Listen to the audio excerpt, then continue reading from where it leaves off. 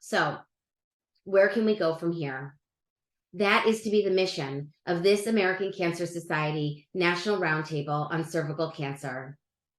And from my experience in organizing and advancing industry, here's what I would do. I would start with the problem statement that we have solutions to prevent, treat, and cure cervical cancer. And yet, women are still dying every single day from this disease around the world. My framework is to understand the people, the processes, and the products that underpin this problem statement, identifying the bright spots and the pitfalls, the gaps, and the opportunities. So let's start with the most important part, the person. The person with a cervix from every walk of life across this planet needs to be at the center of the equation. What does their life look like from beginning to end, and what are their needs? What are their risk factors? And what are the expected outcomes when they may have been exposed to a high-risk HPV infection? And so we can answer most critically, when, how, and for what do they intersect with their local healthcare system? With this understanding mapped out, we can get into the second touch point, the processes. We can identify where today's solutions work, how to get them to the people who need them most, and where these solutions just aren't options. So that leads us to the third part of the framework, the products. And this is where we need the most innovation.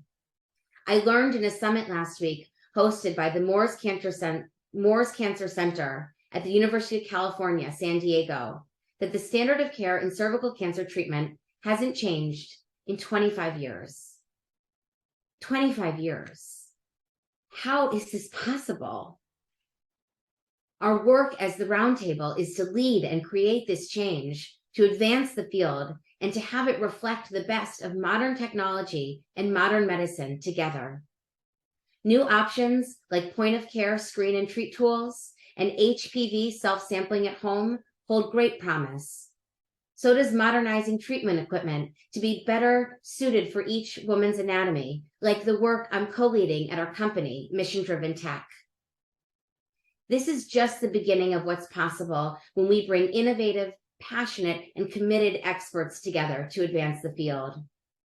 The work of this roundtable is to embody the intersection of oncology, public health, education, the private sector, the public sector, sexual health and wellness, and their touch points across community systems.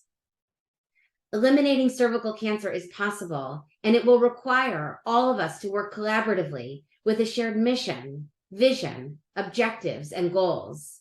It will require awareness, investment, and a bias towards action. It will be hard to rewind the vaccine misinformation and shatter the stigma that shrouds sexual health.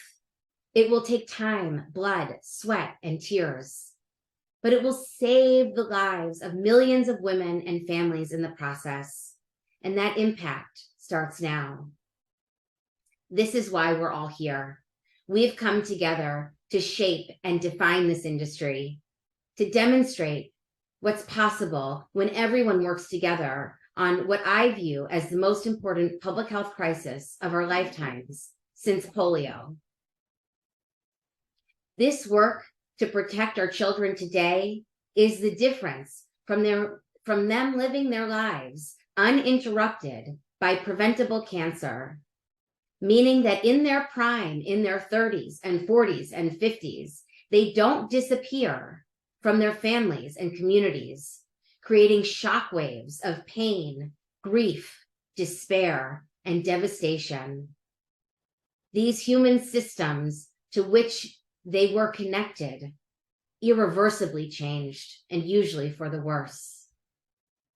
Ending cervical cancer is achievable. It's as simple as that. I look forward to getting to know each and every one of you and the efforts of this collective team and being part of our hard and important work ahead. I know we can do this because we have to do this.